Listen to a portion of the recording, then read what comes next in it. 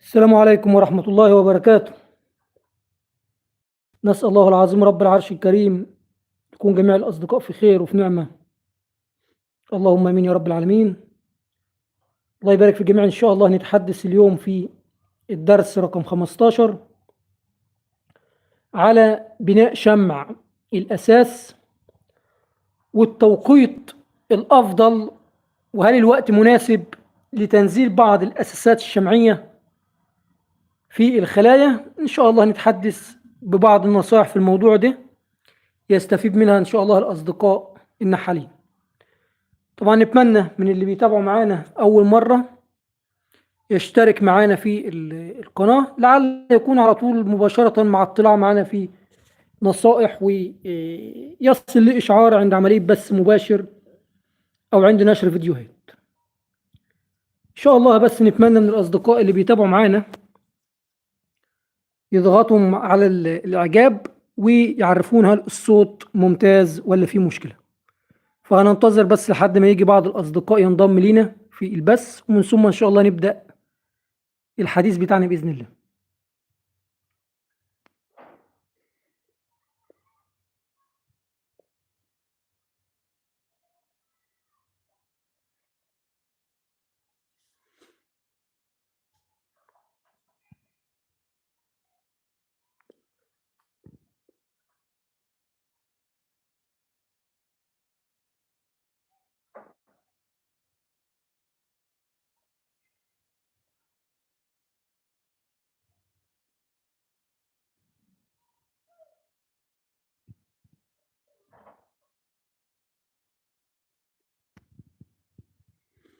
نتمنى من الأصدقاء اللي بيتابعوا معانا بس معرفة هل الصوت واضح، لعل نبدأ الحديث بإذن الله ولا في مشكلة في الصوت، عشان يكون عندنا العلم قبل بداية الحديث.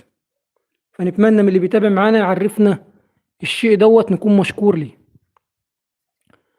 مشكور الأخ الكريم، تحياتنا طبعا ليك وللأصدقاء في تونس. أتحدث الله يبارك على الجميع فيما يخص موضوع الأساسات الشمعية، وهل نقدر نقول الوقت مناسب إن النحال ينزل أساسات شمعية ولا نقدر نقول ينتظر شوية. طيب النهاردة تقريبا تاريخ 22 من شهر يناير لسنة 2025. في بعض البلدان الله يبارك في الأصدقاء عندها أجواء معتدلة، وبالفعل النحل بتاعهم بيقوم بعملية بناء أساسات شمعية. أنا مش عاوز أحدد البلدان دي، ولكن على نقدر نقول بالمختصر درجة الحرارة ربما تقارب عند الأصدقاء اللي أنا أتحدث عليهم دول معدل مثلا 24-25 درجة. عندهم سروح من المرعى من حبوب اللقاح ما شاء الله تبارك الله، فبالتالي في توسع في عش الحضنة، ومن ثم الله يبارك في الجميع وجود كميات من حبوب اللقاح يأتي بها النحل من المرعى. ده كله نقدر نقول بوادر نشاط. والنحل طبعا زي ما احنا كنا نقدر نقول خلال الشتاء ضاغطين النحل، فبالتالي النحل مع اعتدال الأجواء ابتدى يحتاج توسع. تمام. فبالطبعا الله يبارك في الجميع في الحالة ديت النحال يفضل إضافة أساس والنحل يقوم بعملية بنائه، والله يضيف إطار مبني. أنا وجهة نظر وده الأفضل، أول ما النحال يبتدي يوسع ليه النحل يضع إطارات ممطوطة أو إطارات جاهزة من اللي هو كان رافعها من قبل، اللي كان النحال رافعها من قبل في عملية ضغط النحل، يبتدي ينزلها على الأقل الدفعة الأولى. يعني لما ينزل مثلا برواز والنحل يكون محتاجه، ممكن على ما النحل يحتاج برواز آخر يجلس النحال مثلا حدود الأسبوع، حدود 10 أيام. تمام. ممكن بعد ما الملكة تضع بيض في الإطار اللي أنا هنزله اللي هو الإطار المبني الجاهز، والملكة تضع فيه البيض، ومن ثم يكون مثلا الحضنة مغلقة والنحل يحتاج برواز آخر، في الحالة دي ممكن أضيف أساس شمعي. طب ليه بقول أول ما نيجي نضيف مبني؟ لأني مش عاوزين نجهد النحل، بالخصوص إن احنا نقدر نقول ما زلنا في فصل الشتاء. تمام.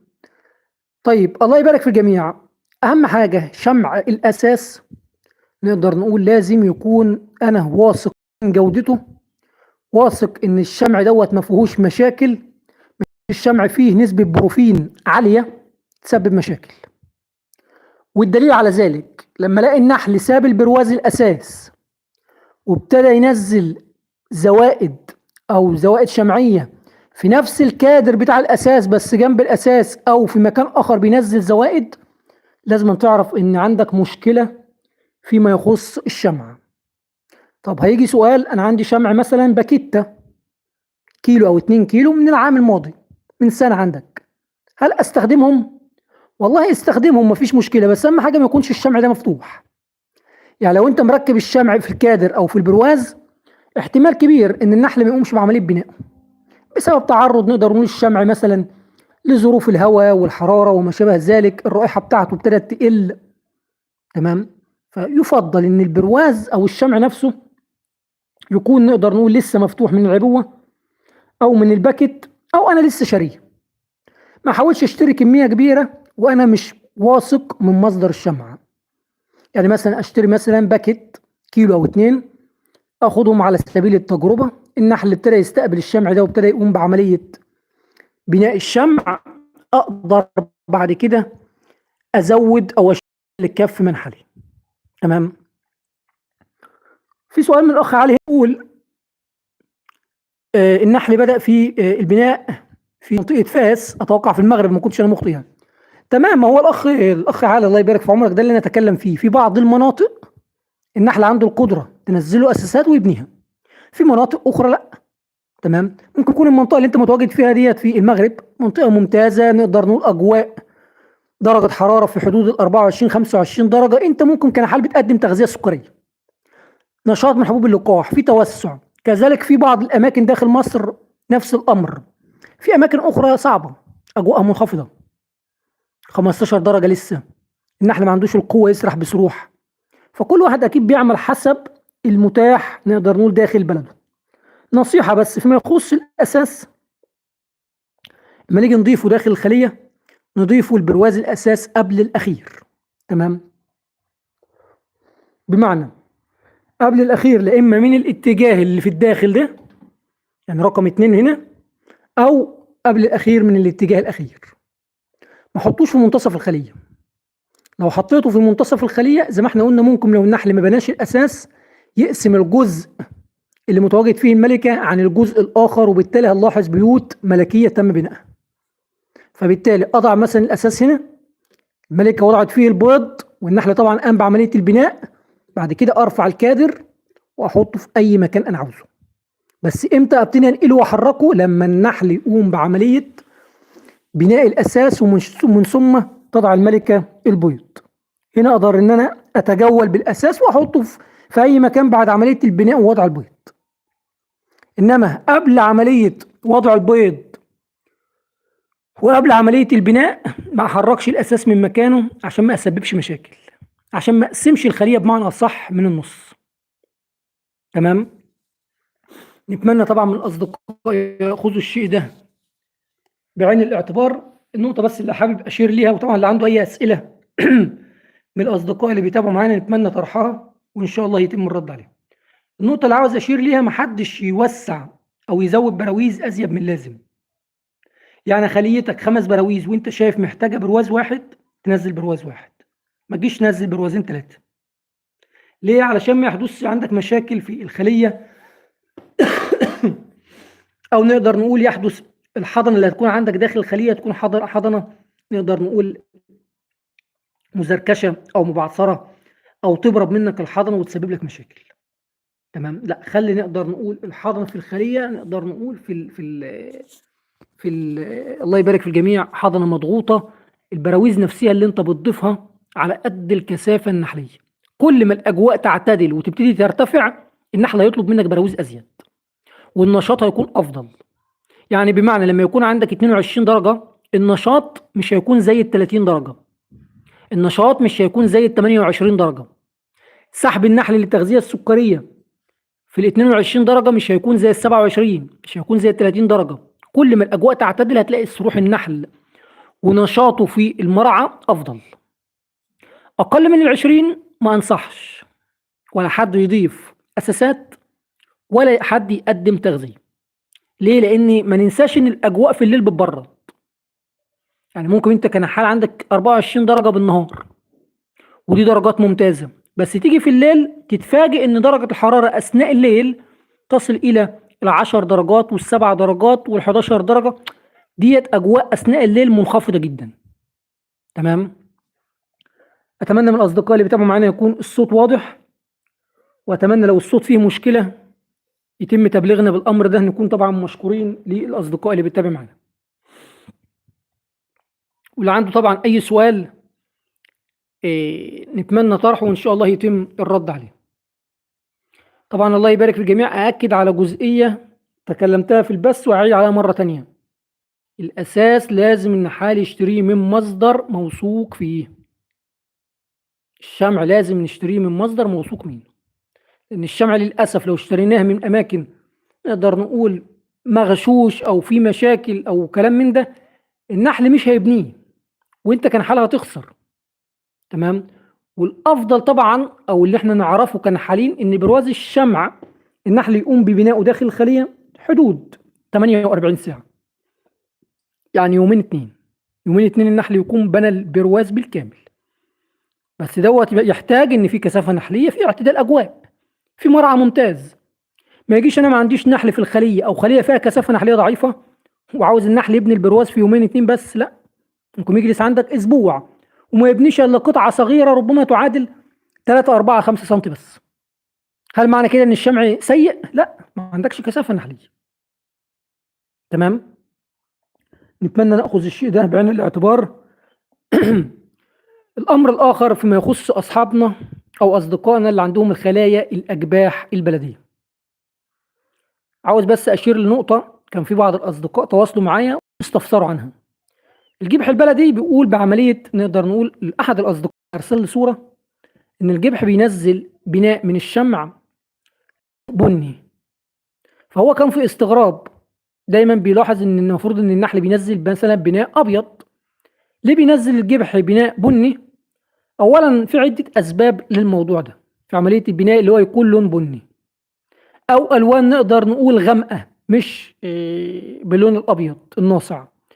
احتمال يكون بسبب المرعى، حبوب اللقاح مثلا او الرحيق في المرعى ساعات بتكون لها عامل في الموضوع ده.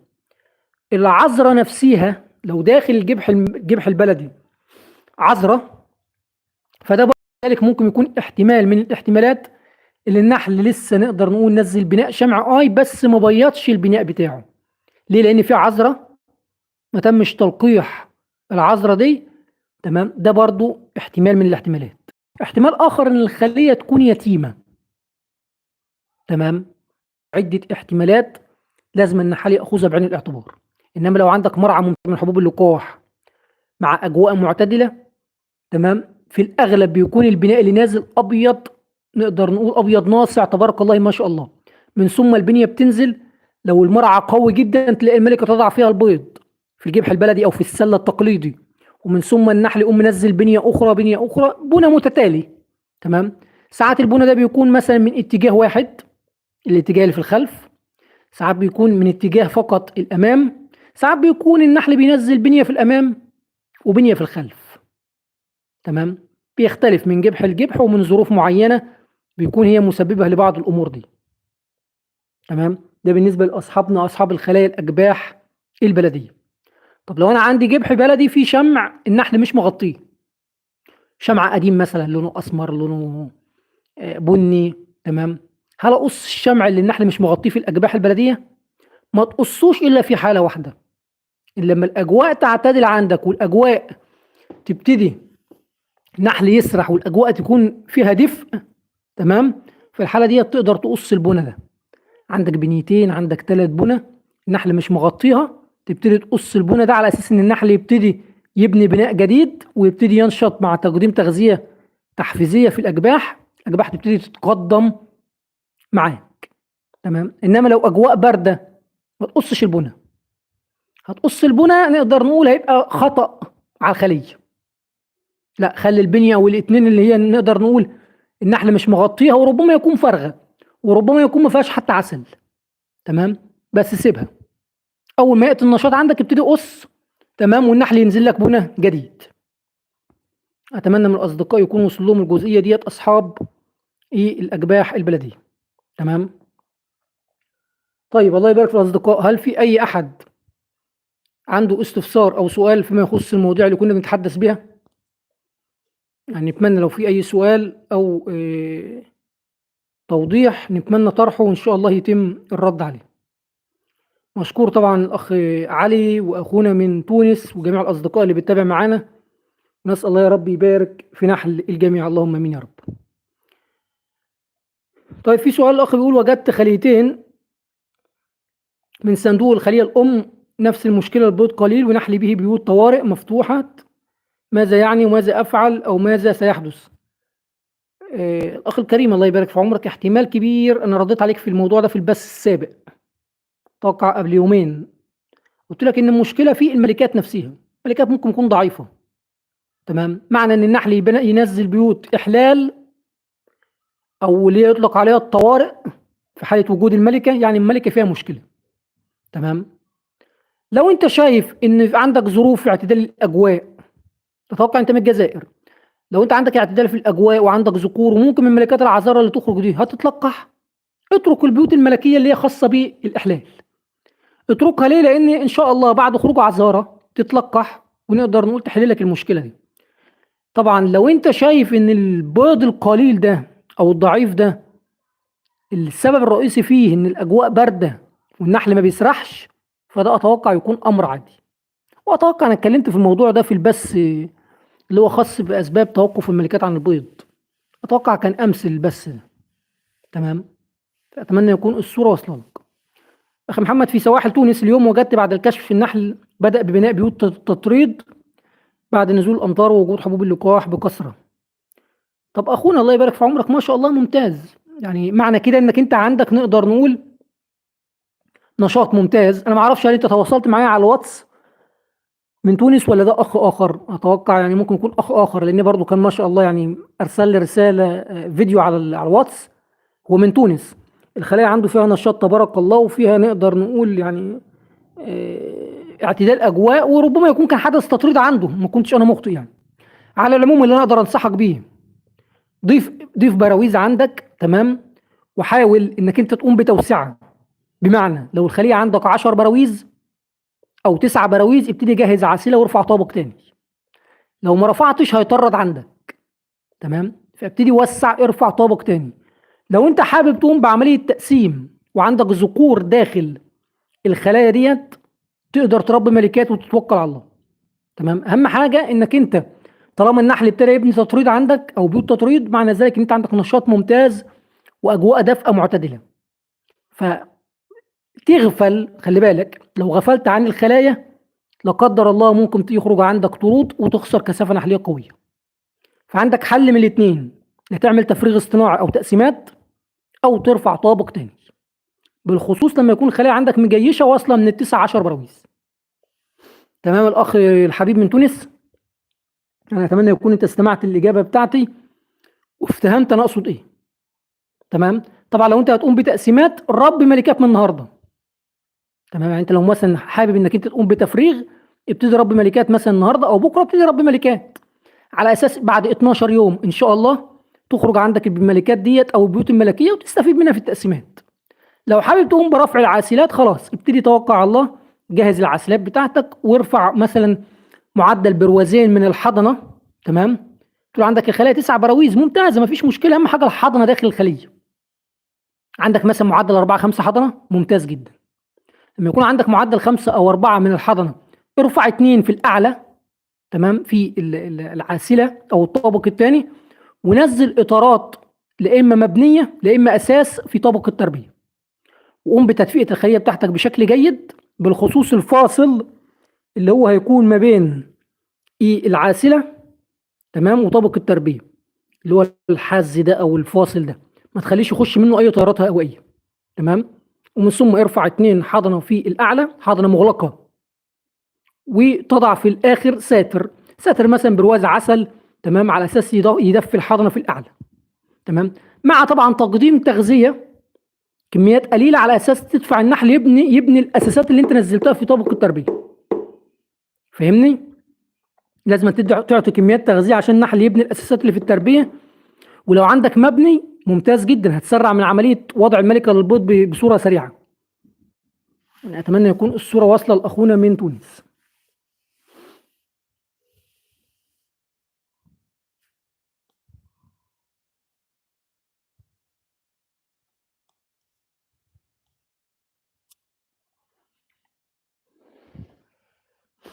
انا عندي نفس المشكله مثل الاخ احمد، لكن انا على 6 براويز. الاخ احمد الله يبارك في عمر، الاخ زاهر الله يبارك لك، اخونا من تونس بيتكلم ان هو عنده النحل بيبني تطريد.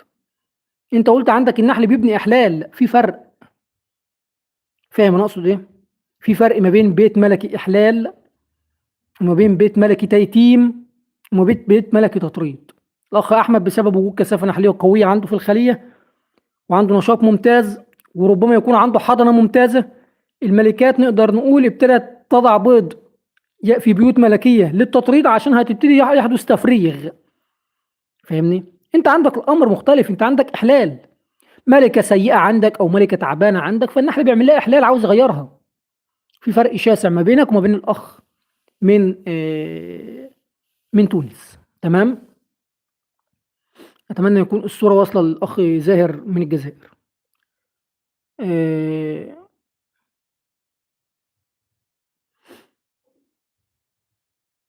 في اي سؤال؟ الله يبارك في الاصدقاء من اللي بيتابع معانا. اتمنى لو في اي سؤال طرحه.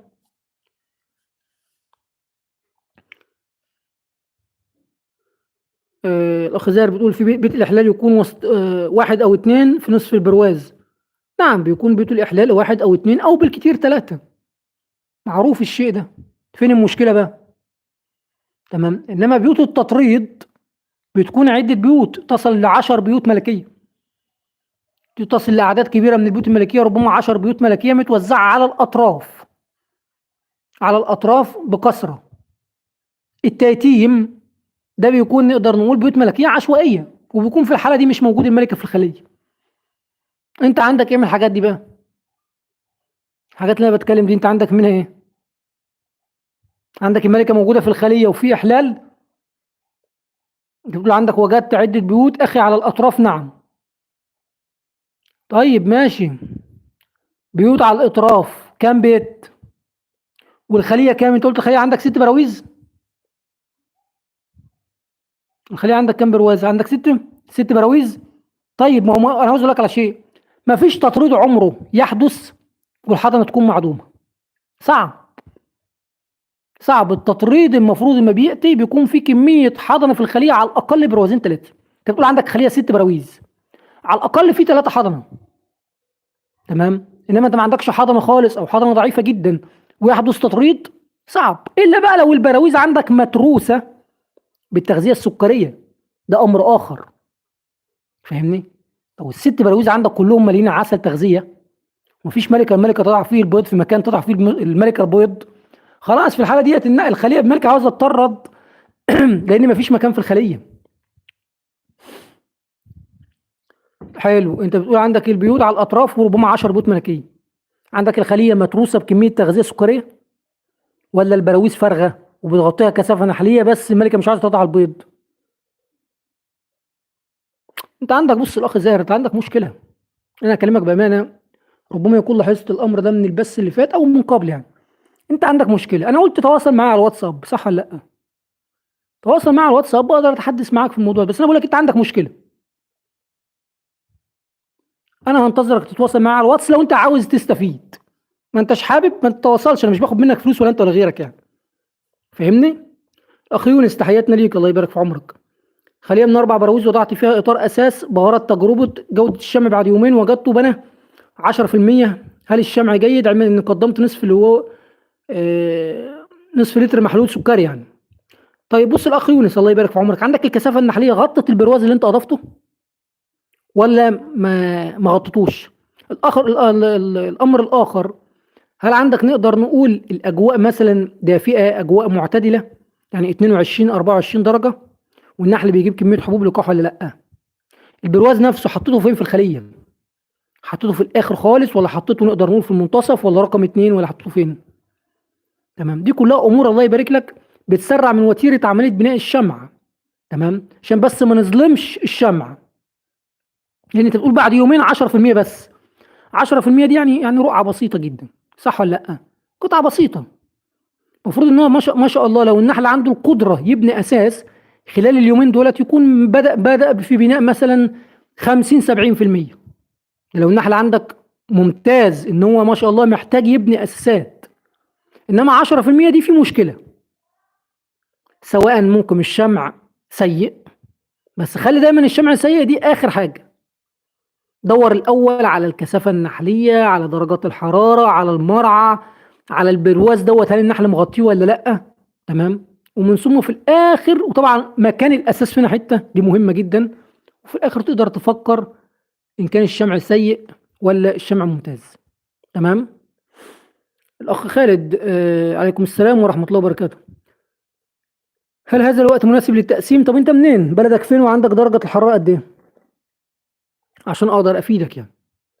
عرفني بلدك فين ودرجة الحرارة عندك كام درجة تقريبا يعني. وهل النحل عندك فيه نشاط في المراعي من حبوب اللقاح، وهل كمية ضعيفة ولا النحل أصلا ما بيخرجش للسروح بسبب إن الأجواء منخفضة؟ نعم، من مدينة منورة، تحياتنا طبعا ليك والأصدقاء في المدينة. طب درجة الحرارة عندك كام؟ وهل النحل بيجيب كمية حبوب لقاح من المرعى؟ عامة الأخ خالد، أنا هقول لك بص شروط التقسيمات سريعا يعني. ما يكون المفروض إن شروط التقسيمات درجة الحرارة عندك يكون مثلا 22 25 درجة. ديت عشان تفكر تقسم 22 درجة 25 درجة. طبعا درجة مئوية أثناء فترة النهار. النحل يكون بيجيب كميات حبوب لقاح ممتازة وفي توسع في الحضنة.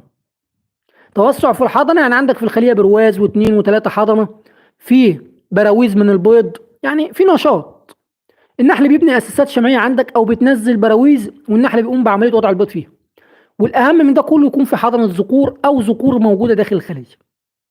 الحاجات دي لو موجودة عندك، تمام، بالخصوص موضوع الذكور ده، تقدر تعتمد على الله وتربي ملكات وتقسم. لو في حاجة من الحاجات دي مش متاحة عندك، لا تبتدي تأجل الوضع شوية. فاهم أنا أقصد إيه؟ هي نقدر نقول عدة شروط، حوالي 5 6 شروط لازم تتوفر. أي حاجة منها مش متوفرة التقسيم يبقى خطر. الصبح الساعة كام؟ الصبح الساعة 8 الصبح 7 الصبح برد ما يشغلكش. أهم حاجة من الساعة 10 لحد مثلا الساعة 2 3 الأجواء كويسة. دي أهم حاجة. تمام، إن مثلا من الساعة 10 11 لحد بعد أذان العصر مثلا يكون الأجواء كويسة. كويسة اللي هي في معدل 24 درجة، ويكون عندك النشاط والحضنة بتاعت الذكور وحضنة الشغالات داخل الخلية ممتازة. فاهم أنا أتكلم في إيه؟ دي أهم حاجة أو الشروط اللي أنت لازم تفكر فيها. الملكة عامة في تلقيحها عامة تقريبا بيكون مثلا فترة الربيع الملكة بتتلقح الساعة مثلا 11 الظهر، الساعة 2 الظهر، الساعة 3، التوقيت ده. ما بتخرجش تتلقح مثلا الساعة 9 10، لا 9 10 ما بتتلقحش. دايما تتلقح من بعد أذان الظهر لحد مثلا ممكن تمتد للعصر. في أوقات الخريف ساعات تتلقح قبل المغرب. تمام. في حتة الصباح دي ما تفكرش فيها، سواء 7 8 9 الصبح ما فيش ملكة بتتلقح في التوقيت ده. تمام. بس في طبعا في التوقيت البدري ده بعض الأزهار من حبوب اللقاح النحل بيسرح عليها مبكر. تمام.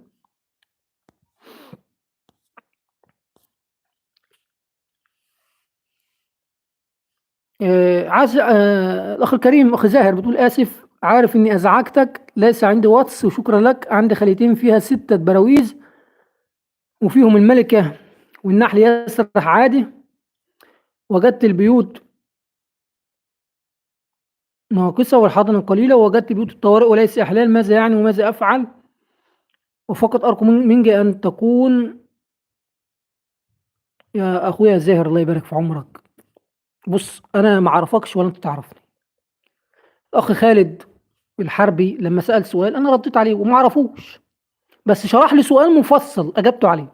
أخونا من تونس نفس الأمر. أنت سؤالك بيكون مش متضح ليا، أخاف أقول لك على شيء تعمله أضرك بيه، لأنك أنت مش موضح لي السؤال. فهمني؟ وأخاف أقول لك اترك البيوت اللي عندك ديت تخرج عذرة، يكون ما عندكش ذكور، تمام، وما تتلقحش العذارة والخلايا تكذب عندك وتقول والله ده محمد المصري اللي قال لي اتركها. تمام. فلذلك انا لما قلت لك تواصل معايا عشان افهم منك بصوره جيده، لان انا مش فاهم تقصد ايه انت. انا مش بضرك، بل بالعكس انا بحاول افيدك. فاهم اقصد ايه؟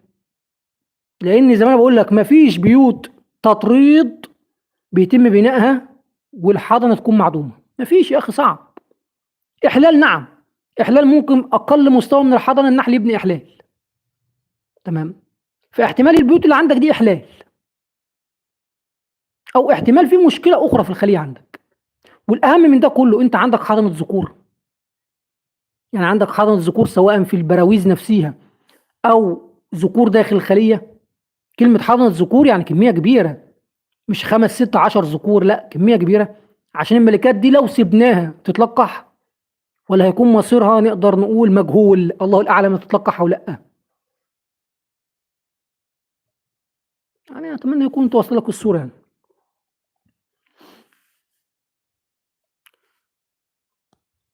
ما عندكش ذكور خلاص، ولا ليها اي لازمه البيوت الملكيه اللي عندك دي.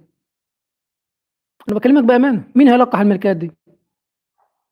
قول لي انت مين هيلقح الملكات دي؟ ولا ليها اي لازمه. لو خرج عندك 1000 ملكه لا يوجد لها اي لازمه، منهاش فايده. الملكه لو جلست ازيد من 15 يوم داخل الخليه ما تلقحتش، هتضع بيض ينتج عنه ذكور غير مخصب، يعني ملهاش لازمه، يعني تتعدم في النهايه، تمام. يا سيدي الفاضل، انت بص، عاوز اقول لك على شيء. تربيه النحل انت مش هتشغلها بمزاجك بالعافيه، ليها اسس ولها شروط.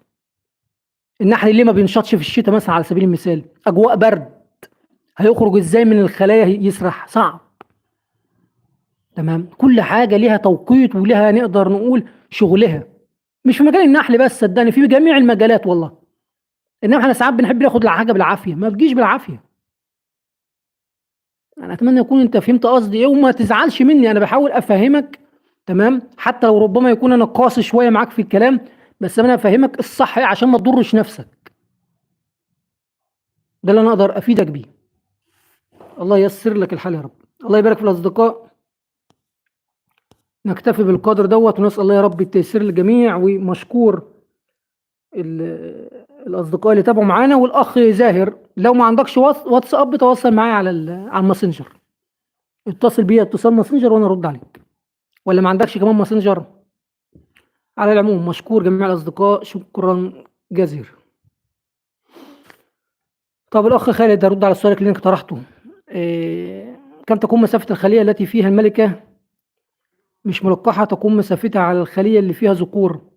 لا، الامر فيما يخص الاخ خالد، الله يبارك في عمرك، ان مثلا عندك ملكات عذاره حاططها، ممكن لو في ذكور على بعد كيلو في مناحي الاخرى جنبك على بعد كيلو هتتلقح، تمام. ولو الذكور مثلا من عندك داخل المنحل يعني تقريبا بيكون 100 150 متر المنحل بالكامل، صح ولا لا؟ فبرضه نفس الامر. سبحان الله، الملكه العذراء بتفرز بعض الهرمونات او او الفرمون الملكي الخاص بالملكات دي اثناء التلقيح، ومن ثم تتبعها الذكور في التلقيح، تمام.